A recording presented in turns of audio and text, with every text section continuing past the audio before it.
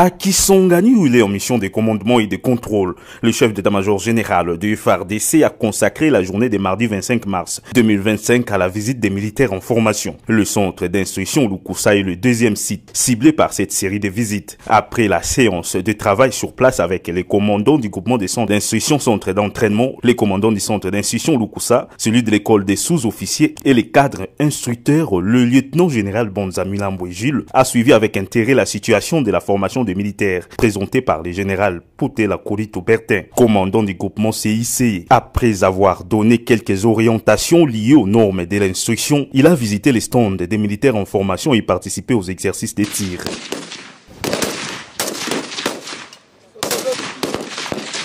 Le lundi 24 mars, il s'est rendu au camp lieutenant général Baouma pour s'entretenir avec quelques militaires de la garde républicaine cantonnés sur place. Partout où il est passé, il a prêché le patriotisme, la discipline militaire, le mission des FARDC et le dévouement en cette période de guerre. Aujourd'hui, le devoir on a fait Sibino. Parce que Ngaï Mokozamboka a fait ça, il faut tout kumbango na bino nyonso. Tokani? Devoir tozali nango ezali ya honorer bandeko na biso bakufa. Tokani? Devoir tozali nango ezali honorer ba population oyo bakufa ki ba bazaki torturer bazaki violer. Yokani? Tozali nango ezali ya kolongola image ya mabe mbuma muke ya ba délinquant oyo bakotaka na musala na biso balinga basa nini armée mobile. Et pour ce faire, nous devons nous comporter différemment. Nous devons aller dans les gens et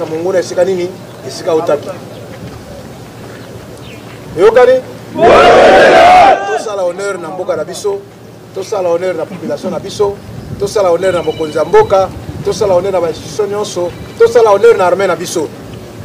Na boyi makambo ya boka bwana. Lobi na zalaki na garde républicaine boyete. C'est pour dire que nous n'avons qu'une seule armée. Ok? Oui.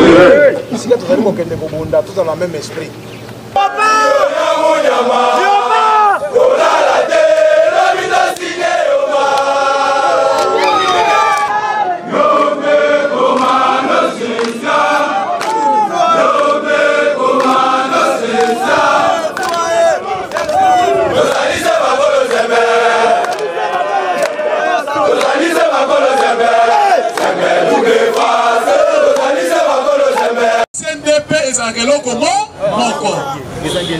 Biloko onezaba structure oya na kotia désordre na kuboko la biso pour défendre intérêt à Rwanda. Alors, lokola ezaki biloko o Kabila na tango na ye atanga ezalaki na pouvoir ye ezalaki wana mpona kofavoriser infiltration mpe bamanevre nyonso tu rwandaise na mboka na biso. Sikoyo bakomi sikoyo au bout. Qu'est-ce qui se passe? M23, donc Kagame a monique d'intérêt na ye. Pour la mise que Kabila va n'être 60 millions de dollars par mois dans le gouvernement rwandais. 4 millions de dollars va n'être Kobima. Kobanda 2013-2018 pour encadrer M23 avant d'aller en Ouganda, d'abord avant d'aller en Rwanda. Sikoyo. Et là, quand le président Tshisekedi a rejeté Cameroun, c'est aussi 60 millions de dollars. On multiplie par 12 mois. Multiplié par 18 ans, ça fait 12 milliards 960 millions de dollars. Bongo, on est perdant, on va rwandais, on est sur la bongo et on fait les.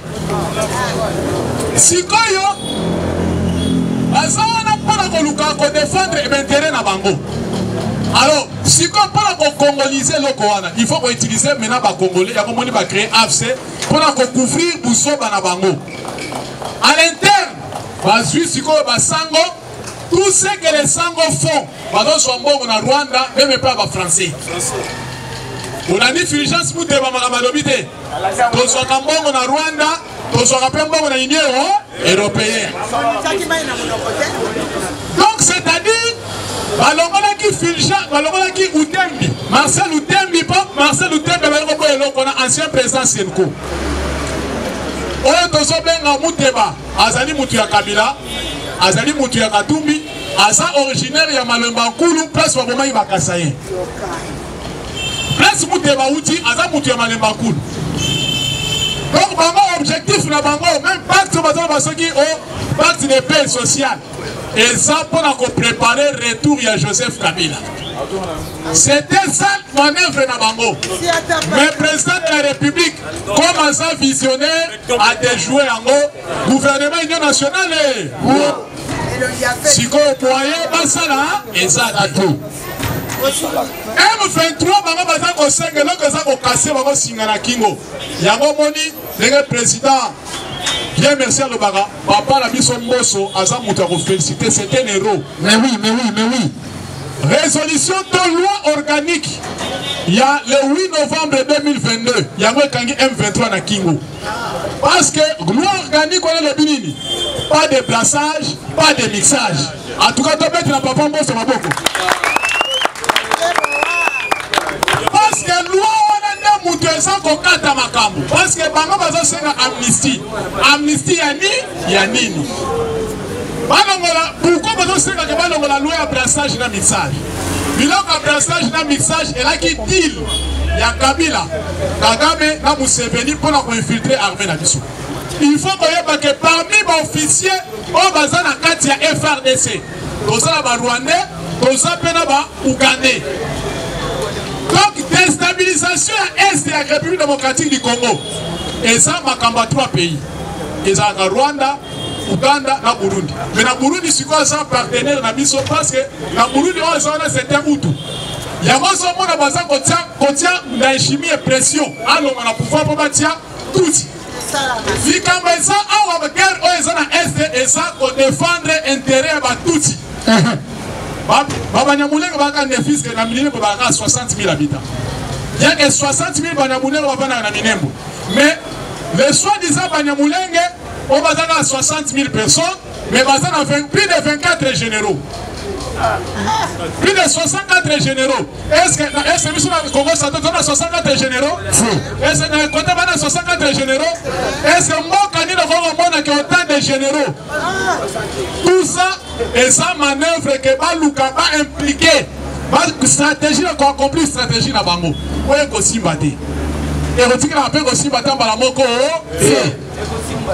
Yango moni Kabila s'afficher. Kabila s'afficher pourquoi? Sanction au Bapesi James Kabarebe. Les Américains baba na mikete. Omoni avoir mingi ya Kagame na Kabila mutajirango James Kabarebe. Babenga ngo na économie ba compte X. Bato ba yebi finance publique. Compte X ba ko représenter mutu moko mais eza ba signature ebele so bimisambo. Ba américain ba remarquer na traçabilité wana. James Kabarebe ba kozela mbongo wa il faut donc étouffer.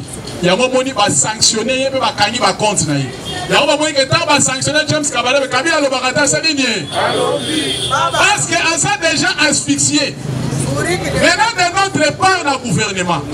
Et là qu'on dit boza kozela que Kabila si quoi s'afficher à l'objet parce que objectif na bango et ça qu'il fallait qu'on soit qui s'engage Kabila a s'auto-proclamé président espace on agnos.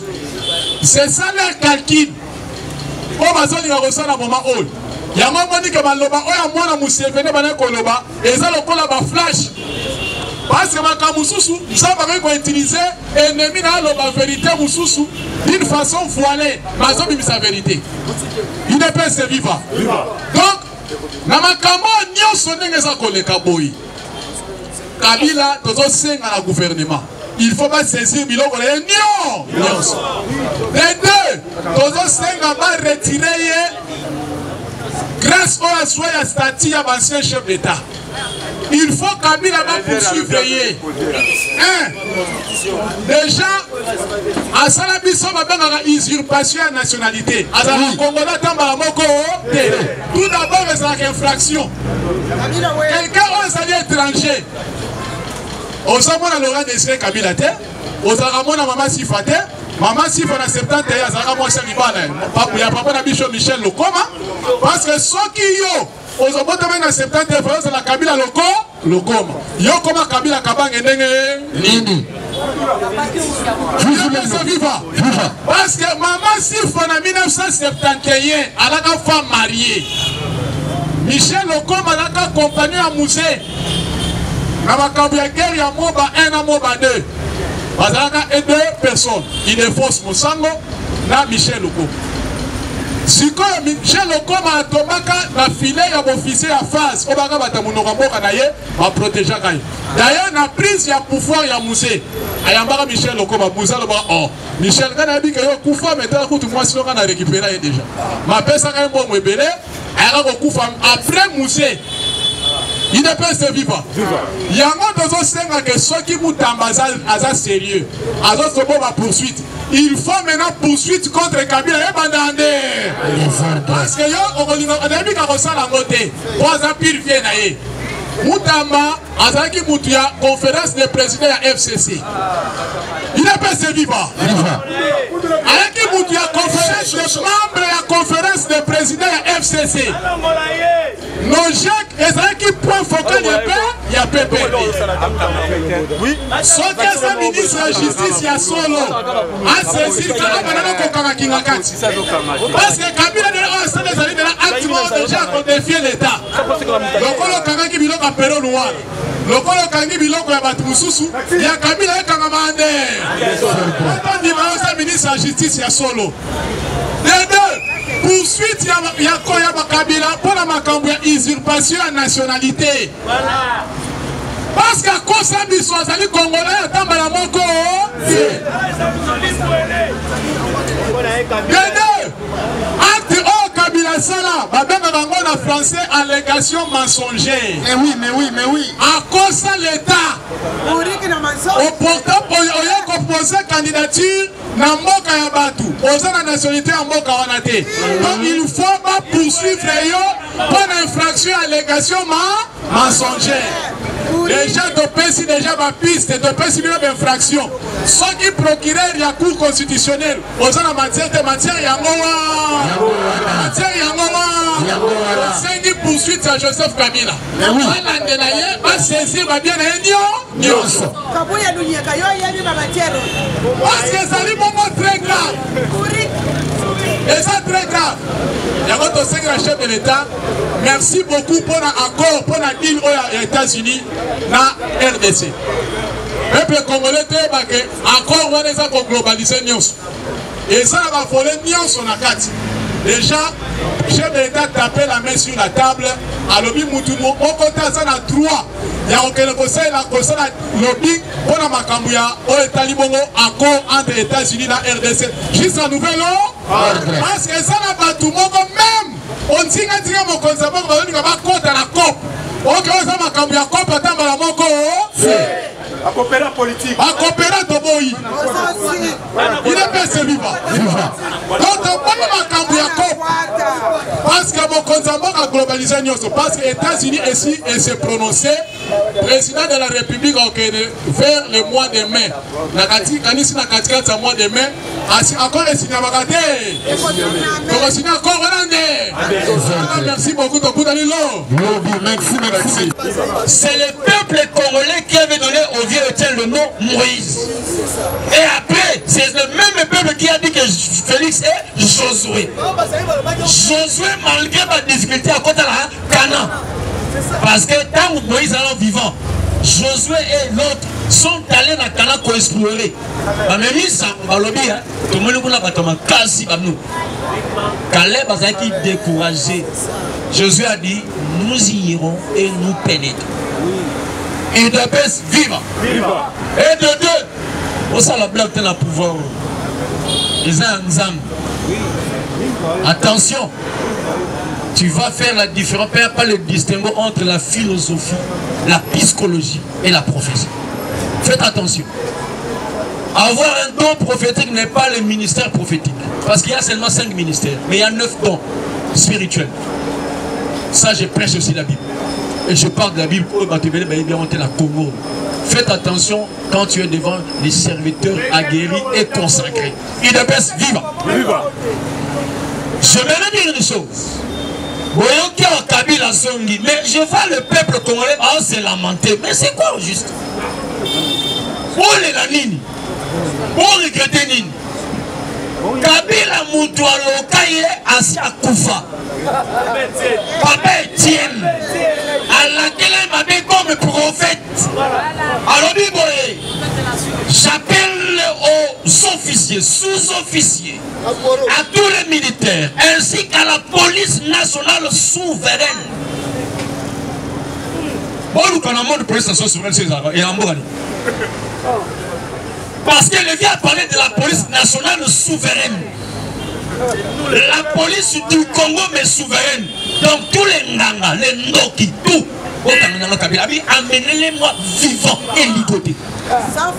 Kabila n'ira pas loin du Congo. Il sera toujours ici parce que malheureusement il faut lier vivant, ligoté dans le Congo.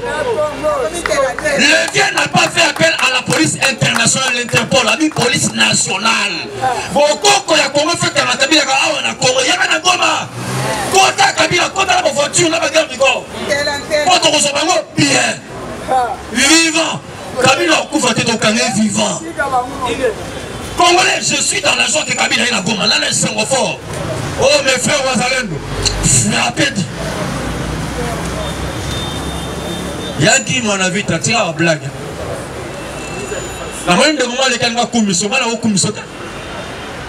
j'ai aussi les notifications et les discours de Wazalendo à l'Est. Tous ceux qui quittent Kinshasa pour aller à l'Est. Pas que Wazalendo ne va baisser la garde. Même Dictature, il a bouffé l'argent de Wazalendo. C'est vrai. Oui. Il faut pas revenir tout ça. Félix, il combat seul. Bango tout, ça va tête derrière le président. J'ai aussi des gens que je dois parler. Je peux parler de Madame Wagner. On a parlé de Bemba. On a dit tout à Bemba. On va te circoncire même 6 fois. Je t'ai dit, toi tu seras circoncis 6 fois. Et on voyait que tu as un niveau d'une bonne aïe. Toi, tu ne seras jamais pardonné au Congo. Tu as tué mon frère, mon soeur. Tu as pillé même la République. Toi, ce sont les lesbiennes et les PD qui vont aussi te violer. Non, promets-toi, ma casse. Moi, quand j'ai dit, je suis fou. Je suis le fou du roi. Moi, je me fatigue parce que c'est mon frère dans l'ADN UDPS et Congo. Et ceux qui pillent nos aventures. Moi, je suis un mobilisateur. Moi, je peux mobiliser des gens pour faire des dégâts. Je l'ai fait plusieurs fois. Ah, on a servi central, je l'ai fait. Joulou Koussakoufa. On a bien. Par exemple, Cheko, me connaît bien. Fabrice. Tout. Même ceux qui sont en tout. Qui est le président de l'Église de Maman Denise. Nous nous connaissons bien.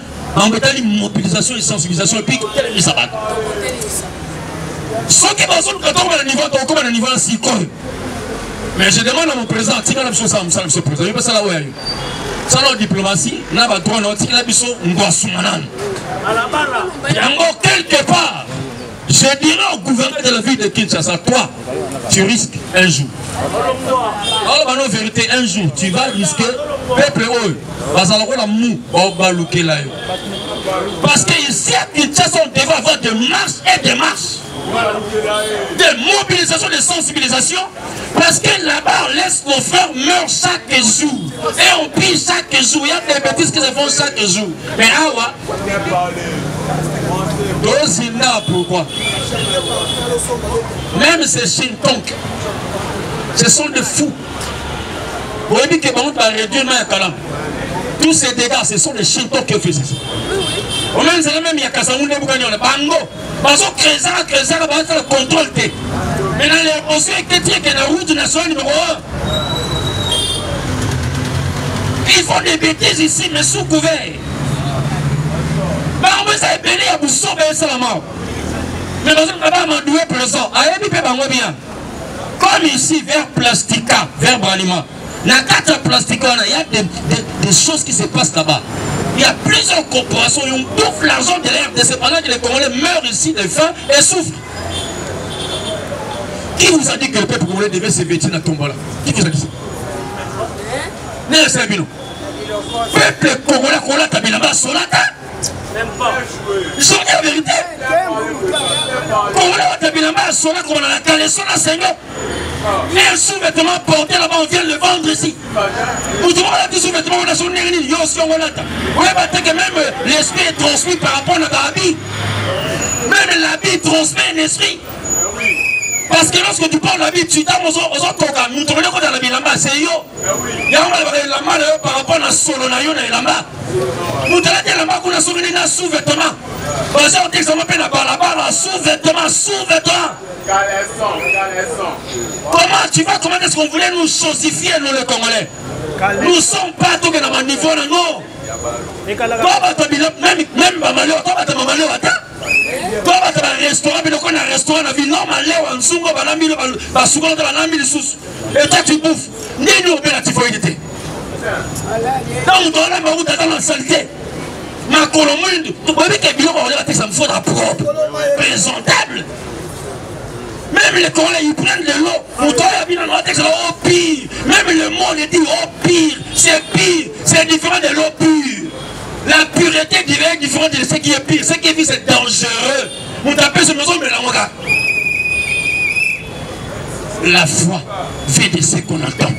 Ce qu'on entend, c'est de la parole. La parole, c'est transformé. Ça va être fait. Et ton père, c'est vivre. Je disais. Makambu ya Est, quand on a mis ma gomme ainsi de suite, je suis prêt. Fatih, quand on a mis son prêt, on est pas les patriotes, j'ai compris. On veut faire faiblir ces gens-là, parce qu'ils vont la télévision Moutu à Congo. Et ils oublient que les patriotes sont des réservistes de l'armée. Même nos policiers sont des réservistes. Mais nous avons des péristes. Combattants, vous évidemment, on a mis ce soir. Demandez à Fatih d'amener les armes ici. Vous verrez parmi vous, il y a des gens qui vont fuir ici. Surtout la vérité.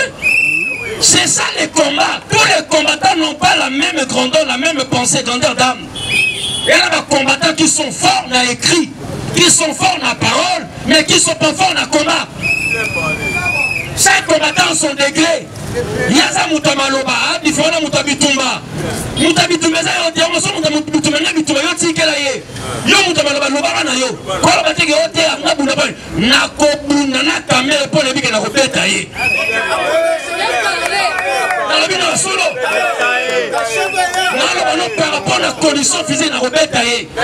Pour côté à Moutou, nous avons les collègues. Lui, il a échoué, mais moi j'ai gagné. Moi j'avais reçu. J'ai mes papiers des écoles, des études. Je vous dis la vérité. On doit quand même se respecter et avoir quand même de l'honneur. J'ai été formé dans une université qui est plus universitaire. Camille attend quelle université? Moi j'étais à l'ITEPES, l'université de la démocratie et du progrès social. Qui était le professeur Etienne Tshisekedi de la Moule. Na Congo Moutombo c'est la valeur naïe. Dans le Congo c'est la valeur naïe. Chaque combattant, vous savez combien de fois moi j'ai été menacé. Là, chaque jour on me menace. Dans l'appareil, on me message me sous. Yo, au manga, yo nan. Eh, papa, Mobutu n'a pas yété. Kabila Moutou Moulene n'a pas yété. Kabila Moutou Soba, Tibini n'a pas yété. Yo, j'ai combattu à l'époque de Mobutu. Kabila est venu. Vous savez, à l'époque de Kabila, on chicotait déjà ici dans ma vente. Kabila nous a maltraité, Kabila, qui disait ne jamais trahi. Mais il avait trahi le peuple congolais. Il est parti nous laisser un chiotte. Il est un véritable caca de Bétimboula. Kabila, ma micro, c'est pas venu, il nous a humiliés. Nous étions humiliés au monde. Le monde ne nous considérait plus. Kabila aussi ne parlait pas parce qu'il n'était pas un véritable interlocuteur. Il va parler quoi? Il va dire quoi pour convaincre qui? La seule personne qui est sortie capable de parler et convaincre, c'est Félix. Il a convaincu, il a parlé et les gens ont écouté. Parce que dans le langage, ils ont quoi dans la moto, mais ils ont quoi dans la moto, bien, il réfléchit. Mais aujourd'hui, je vous dis, ce n'est pas de la haine. Je peux savoir de la haine. Parce que nous avons une caméra. Papa, n'a caméra. Dans tous les dossiers, ça du Congo, caméra se trouve. Dans tous les dossiers, meurtre, assassinat, vol, pillage, il est là. Impudicité, non, 64. Non, l'UDPS est un parti des valeurs intrinsèques et des vertus. L'UDPS est vivant. N'a la colère et pas vieux tienne, n'a droiture, transparence, ouverture. Combattants, tout c'est la clé. Ces pays, c'est notre pays. N'oubliez pas que nous sommes des Congolais. Nous sommes des Congolais. Quand je vois maman, Nazaka fière que j'ai auprès de moi des mamans. Elle représente toutes les mamans du Congo. Je dois la respecter comme je respecte toutes les mamans qui sont là. Et si quand il y a, ou la maman pour le olive. Mais tout le monde le fait. Pour les enfants, on l'a vu, mais non, c'est pas un Olive, Olive, hein? Kabila, ça c'est au Congo, il a tué tout le monde. Mais ça, même l'adoration ou la louange, il y a l'adoration et la louange. Musique, parole et prière. On peut adorer Dieu par la cantique. On peut adorer Dieu par la prière, on peut adorer Dieu par une action de grâce. C'est ça, adorer Dieu. Yo, excusez, je vais dire aussi à ceux qui viennent ici comme des hommes de Dieu, faites attention. Ah, il y a des serviteurs qui sont ici. Bible, parce que nous avons l'Apocalypse, c'est la Genèse. Si vous lisez bien la Genèse, vous prenez l'Apocalypse, c'est toute la Bible. Et quand vous prenez Ésaïe, c'est la Bible tout entière, tous les livres. Très bien. Et UDPS est vivre. Et faites attention à UDPS. C'est un parti prophétique, spirituel, calé, en tout et pour tout. Dieu savait pourquoi il a utilisé UDPS. Il a utilisé le vieux Etienne. Je vous dis, tout ce que le vieux Etienne avait dit, restez oui et amen. Et quoi que ça m'a. Alors, on a bien le pouvoir haut les mains. Pour la toute première fois, Kinshasa Zalaka, Nyoka ya Pembe Banda 20 ans, on n'a pas de la nation. Bamour Babile, Mbalali Bosso, parler de la nation sans bateau. Et ce jour-là, ce qui est là, le jour de l'investiture du président Fati, moi j'admets, mais il y a une version là. Ce jour-là, il fallait que Félix Azopé le Romogo. Félix a pouvoir là. Mais à quoi ça qu'il devait avoir passation du pouvoir. Non, pas bien. Passation du pouvoir. Il fallait qu'un autre esprit s'introduise dans la fatigue. Pas comme on appelle Moussous. Qu'est-ce qui se passe? Alors, même en langue, merci. Il a parlé même en langue. Lorsqu'un enfant de Dieu entre nos dos, il parle en langue. C'est biblique. Et les gens n'ont pas compris. Dans ma zone, alors, vous avez Kimia et Loco, et il a continué. Mais la chose, les gens avaient oublié, c'était aussi ce que m'a dit, une intronisation. Ces jours-là, Kabila avait tout déposé. L'armoirie, tout. Toutes les lois mystiques au Congo, il a remis entre les mains de Fadji. Et on Kabila il fait un peu sa montée au thé. Après ça la montée au pouvoir, c'est la montée de l'autorité. Parce qu'il y a différence entre autorité et pouvoir. La Bible n'a jamais parlé de pouvoir. La Bible parle d'autorité. Et le but, toute autorité vient de Dieu. Mais tout pouvoir ne vient pas de Dieu. Il y a les pouvoirs mystiques sataniques. Mais l'autorité, il y avait même la période de Kabila, il avait le pouvoir, mais il n'avait pas l'autorité. Le pouvoir était chez Kabila, mais l'autorité chez le vieux Étienne. Lorsqu'il parle, le peuple s'aligne, il écoute. C'est ça être autoritaire. Quand tu parles, les autres suivent. Quand tu parles, les autres faits. Il y a un moment donné, ville morte, appelle quoi? Koupi, Banaki, ça c'est l'intérieur. Même il n'a pas d'autre fillement. C'est ça l'autorité. C'est pas ça le pouvoir. Aujourd'hui, Kamel a le pouvoir, il est président de l'Assemblée de Solaba. De putain. Oh, de putain là-bas à l'Assemblée. Parce que lui-même c'est un putain. Les autres sont des putains. Chose grave. Les militaires Babundi. Yango, je dis tout le cabinet, il faut que tu aies un fatigué.